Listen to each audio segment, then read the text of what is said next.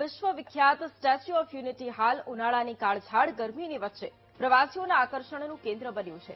દિવસ દરમિયાન ગરમીનું ટોર્ચર હોવા છતાં દેશ વિદેશમાંથી મોટી સંખ્યામાં પ્રવાસીઓ કેવડિયા કોલોની પહોંચી રહ્યા છે.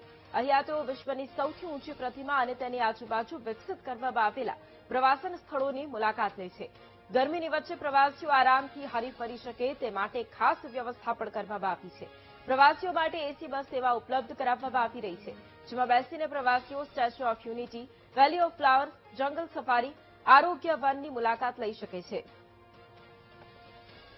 અત્યારે અમે રાજકોટથી આવ્યા છીએ ફૂલ ફેમિલી, અને અત્યારે ગરમીમાં બધા લોકો બહાર હિમાલય ને એ બાજુ ફરવા જતા હોય છે. એના કરતા અત્યારે અહીંયા આવો તો અત્યારે વ્યૂ ગેલેરીમાં ને બધી ફૂલ સેન્ટ્રલ એસી છે, તેમજ ઠંડા પાણી પીવાની વ્યવસ્થા છે. આજુબાજુમાં તડકો ન લાગે એ માટે શેડ બનાવેલા છે, એટલે અહીંયા તમને ક્યાંય પણ ગરમીનો સેજ પણ અનુભવ થવાનો નથી. અહીંયા બધે બહુ મજા આવે એવું છે. અત્યારે 45 ડિગ્રી છે ને તાપમાન છે, તો પણ અહીંયા ક્યાંય ગરમીનો અહેસાસ થતો નથી. અહીંયા બધે બહુ જ ઠંડી જેવું છે, કેમ કે અહીંયા બધે સેન્ટ્રલ એસી લગાવેલા છે અને અહીંયા બધે બહુ મસ્ત છે અને આજુબાજુનું જે ગ્રીનરી છે એ પણ બહુ સારી છે.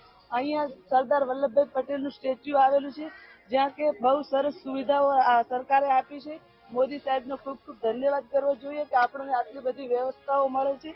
જેમ કે આપણે ત્યાં પાર્કિંગની અંદર ઉતરીએ તેવા જ આપણને એક ઇલેક્ટ્રિક કાર લેવા આવે છે. અંદર આવીએ છીએ તો લિફ્ટની સરસ સુવિધાઓ પણ છે અને ઠંડા પાણીની પણ બહુ સરસ સુવિધા છે. જેમ કે અમારા બાજુ વાવથરાની અંદર અતિશય ગરમી જોવા મળે છે, પણ અહીંયા એક સરસ મજાનું ઠંડુ વાતાવરણ, હુંફાળું વાतावरण તમને જોવા મળે છે.